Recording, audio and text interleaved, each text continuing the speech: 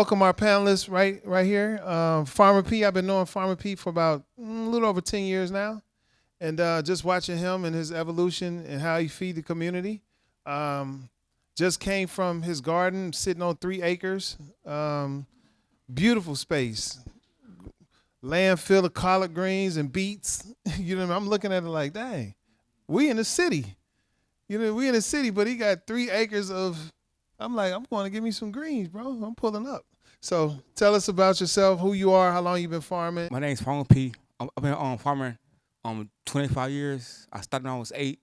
My dad from Mississippi, so it was in me. He brought us to the city, and we started farming in the city and rural areas. So I got older, went to school for it, got out of school, started two nonprofits and teach people how to build gardens and farms. I teach urban ag and sit down schools, and I built a farm from scratch, basically from bare land, raw land, trash and garbage.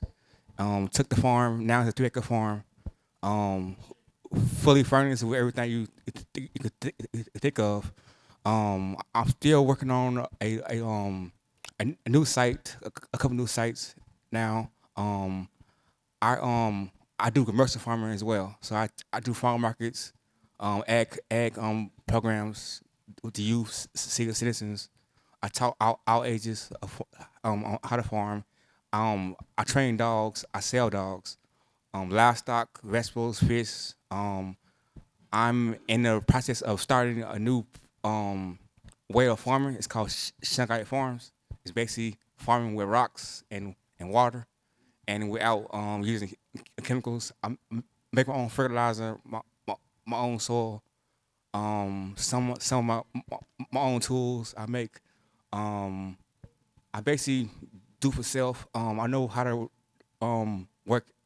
Actually a farm engineer, so I start off basically using the land and making it work for me and the environment as well. So I do a lot of solar panels, wind turbines, ponds, anything dealing with the ecosystem, with hydroponics, whatever you far as growing, horses, goats, whatever, breeding, vet work, on livestock. I grew hemp. I was the first hemp grower in Atlanta to grow hemp. The first certified organic farmer is a black. Um, First homestead gardener. I built a tiny house on my farm in 2011 when it was not unheard of. I mean, I kind of bucked that system of that, and I'm gonna be honest, because it was not unheard of to build a tiny house on your land. Basically, I took a raw land in the middle of the neighborhood. I'm gonna say a war zone, because that what it is now. It still is. Oakland City, right now, Oakland City. Right now, I'm currently working at 5 schools, 5 elementary schools, teaching them how to grow from seeds to table. I brought some seeds today. This- These are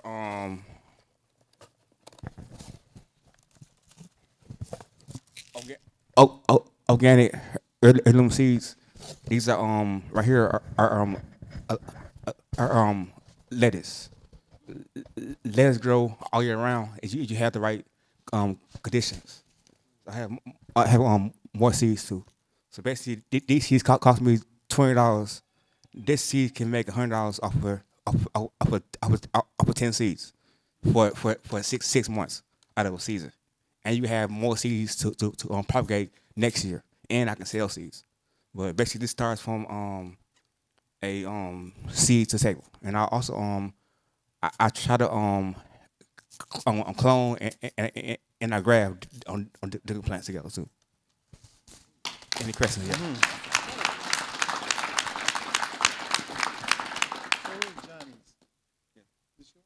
No. So Johnny's is a company that sells organic seeds and non-GMO seeds. Yeah, Johnny So Seeds. what is a non-GMO seed? So a non-GMO seed is seed has that it can reduce and is not chemical fertilized. Like these seeds are not coated with the chemical the chemical that makes them um um GMO. So this is a OG. It stands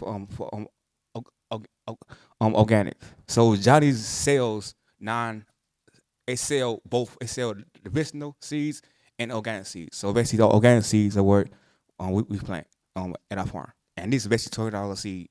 Like I say, you do $100 for this. We can make. Can you talk about? I heard you say it reproduces itself. So I have some seeds as well. I have heirloom seeds and open pollinated. Can you talk about those for a little bit? So heirloom means original. The open pollinator means that it doesn't need a pollinator. It doesn't need two to pollinate itself. It only needs one.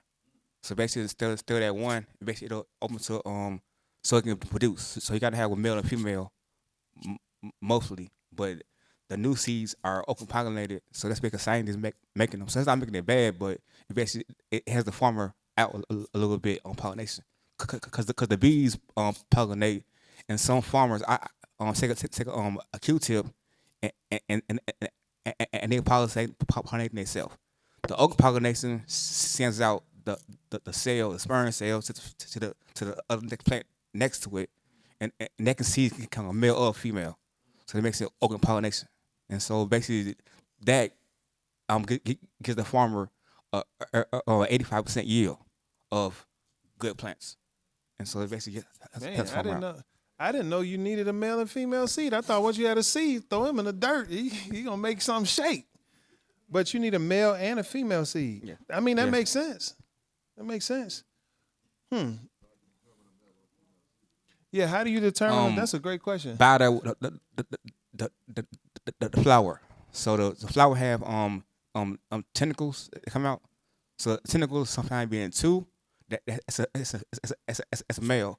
The one tentacle with pollination with the bloom in the flower that basically opens up. Then the seed comes out of the flower. The flower comes first, then comes the seed after a couple turns. So the flower comes first. Man, that's crazy. So I also know that you I don't want to monopolize the question. I know that you also do livestock. Yes. Can you talk about that? So livestock, for me, purpose of doing livestock for me is I need my own manure, my own source of manure. Also my own meat. Also, it helps me maintain my farm. Because I got 3 acres. I can't farm the whole thing. So the livestock, either way, the unwanted pests like kudzu. Right? You know about kudzu? Yeah. So kudzu is an invasive. Goats love kudzu. They're come inside your house to eat it down. Yeah, the kudzu is the nigga Goats, of goats. plants. Yeah. That's what kudzu is, the nigga of plants. Like every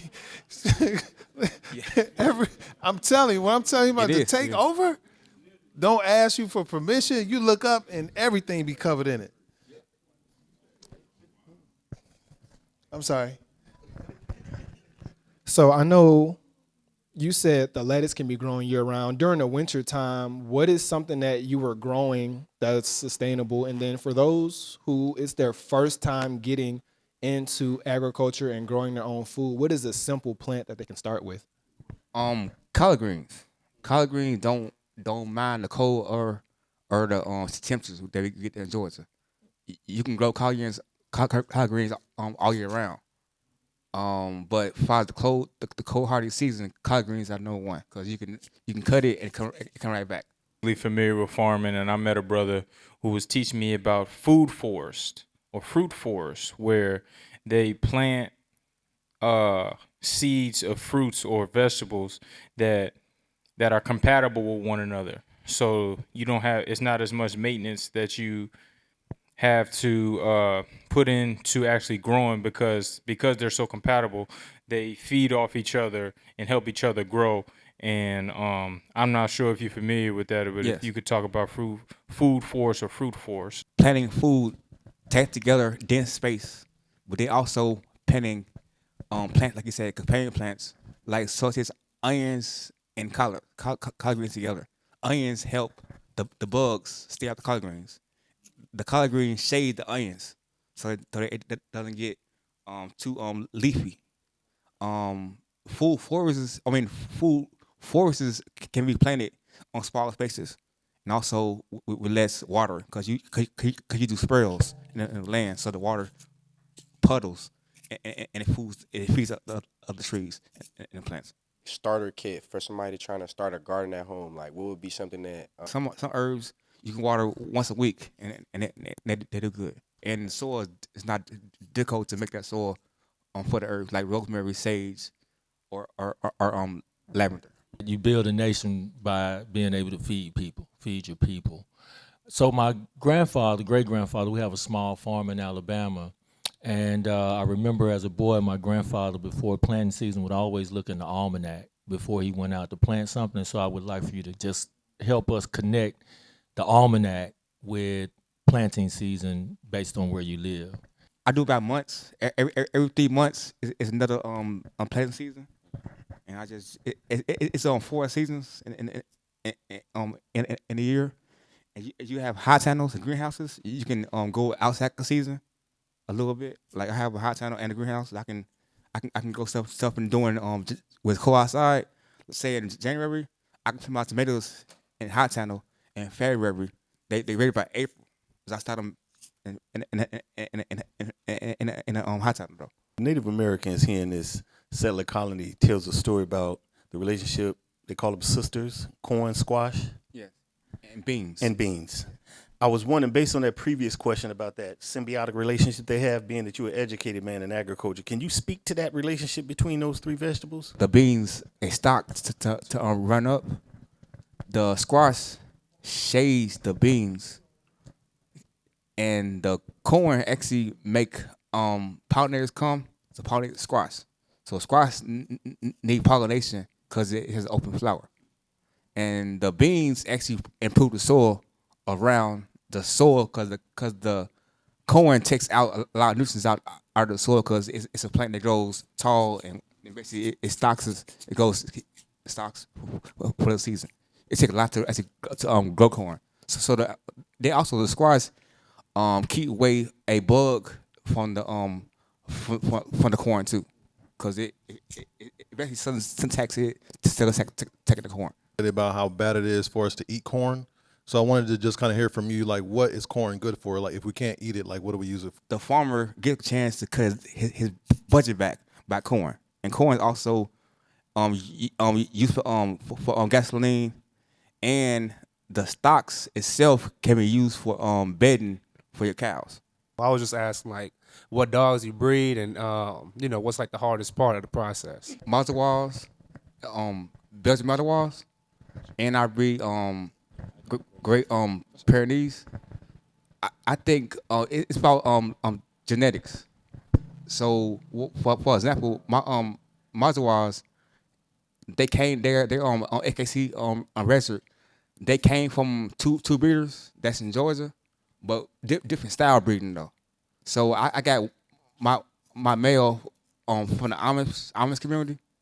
So the Amish they're basically farmers. They live off the land, but their breeds are more stricter though. And my female, I got from a guy in North Georgia. He breeds strictly for security. Like his dogs basically go to the police department at 6 months old, and police get them. They send them to the army. They get them. They use it as well. And basically, it was a more my female is more a calmer dog than my male. But when I put them together, it made a good pair of dogs. So farmers, picking a dog, that's their first line of security. So I'm sleeping in the house, my dog gonna bark first, then bite first, and then I come outside. The Great Pyrenees is one of the dogs that farmers use. They call them the nursery dogs because a Great Pyrenees will never leave their flock of goats, chickens, whatever. They got me life. If you had a baby, some goats and sheep that was pregnant, that Great Pyrenees will stay there with that goat or the sheep till the baby is delivered, but then also clean up behind her, like eat the placenta and everything, and make sure that no predators like foxes or coyotes will touch that baby till the farmer gets there. And also they bark where they bark is so intense where coyotes and wolves don't try them because they kill coyotes and wolves. Huguenots are police dogs, Marines, and also the police, the border control. They find dead bodies, bums, drug dogs, cadaver dogs. Also in Africa, they use them for poaching hunting. People that hunt legal animals like giraffes. They use the body wires to find the person that shot the animal, and they basically, and also the Mazawas, they're more security because they have no limits to what they can do. The Mazawas actually placed the German Shepherd for the police and the Marines stopped using them because they found that German Shepherd was not liable. The Mazawa basically was 10 times greater. So, for example, the German Shepherd is sparred, but his body is lean. So, say if you had a mountain in front of you and you would take somebody, the German Shepherd would think about it. He would go around. The Mazawa going over the mountain. He's gonna land on his feet every time. Well, grants or anything for people who wanted to start farming, and if they do, what is the acreage that you need to have in order to get a grant for farming? So once you find land, you get your land certified as a farm. Then through the USDA, they have grant programs. Also, you come with nonprofit, it's different grants for farmers too. So can you certify, for example, your backyard as for farming? Yes. You can? Okay. I took a course over the summer from this brother, and basically he really was just giving us game around the terms that you use. Gardens, farming. Like if you say you have a garden, you only have to be about 5 feet to start getting write-offs from the government, to start getting grants. It's how you term it. Right, so I encourage everybody go to the Department of Agriculture website, and as when you, like he said, when you start growing, it doesn't have to be a big space. You ain't got to have no acres. You can have a small plot, and it's all in how you use the language.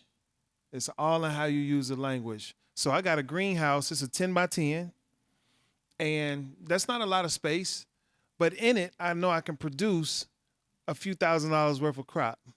So you want to talk about that in terms of why should we be farming or gardening in the first place, and what type of money can we save and make? Farmer is the act of selling food. So they want you to be a farmer. You gotta sell $5,000 or more a year, and so by having seeds, buying seeds like this, you can save money on buying seeds in bulk. So this was This is Not readable. Not. Well, it's kind of cold. Well, this is like 50 seeds here. 50 seeds. So 50 seeds, if you plant a head of lettuce, one seed will give you 1 head of lettuce that you can cut every week. So every week, say you're selling lettuce for $5 each. You cut it every week, and you got 10 plants down, and you selling the whole field or the whole greenhouse lettuce. But cut, come back, and so $5. So right now, basically, you have a market set up at your house, and you can sell everything you go out to your yard. Now you can grow your space by doubling it. It's going regularly greenhouses. You can just sell seeds and be a farmer. So you can be a farmer just selling seeds. In this room right now, we're responsible for feeding our nation or feeding us as black people. We was responsible. Just us in this room. What would we need to do? How would you organize us being able to feed our families and feed our community? So first of all, I will tell us to find some land that's big enough. So say you try to feed 10 families. They say that every acre can feed 10 families. So I will ask us to find 50 acres so we can feed our whole families and the rest families. And I think first thing would be skill set. Like, let's get everybody skilled up. So the first thing I would do is identify how to plant the soil, how to make soil fertilizer, and how to cultivate these seeds. So some seeds like this one it's lettuce. So you would do lettuce only half inch in the ground. So we know there's a lot of community gardens already around Atlanta. There are farmers in Atlanta, black farmers, right? So to extend his question, what are the steps that farmers need to take, or those of us that are going to start farms and work in gardens? Like I volunteer at a community garden at Thomasville Heights Elementary School. So what are the steps to take for those farmers and those different community gardens to get their produce into stores? Like we got a lot of gas stations, we got a lot of local black-owned businesses, but they feed us the same propagandized BS that they, are taught to feed us. But how do we control that by taking control of what is put into the stores and presented to us and available to our people in neighborhoods just like this?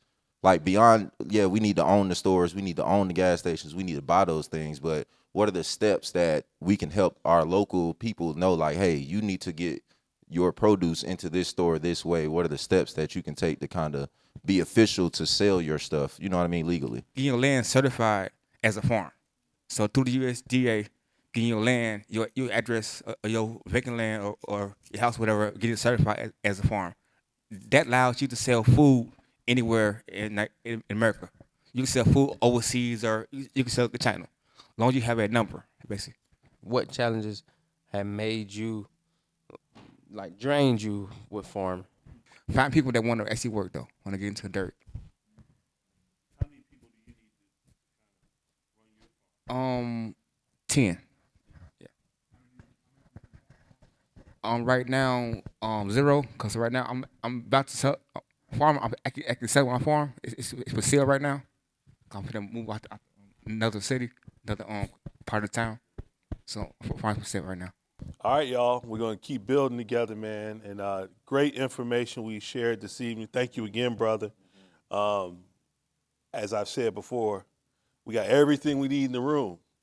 And we have all the knowledge we need in the room. We just got to share it, take it in, and build with it, all right? Grow something, y'all. Repeat after me. I'm a link in this chain. I'm a link in this chain. And it won't break here. And it won't break here. I'm a link in this chain. I'm a link in this chain. And it won't break here. And it won't break here. We are links in this chain. We are links in this chain. And we won't break here. And we won't break here. Ashe. Ashe.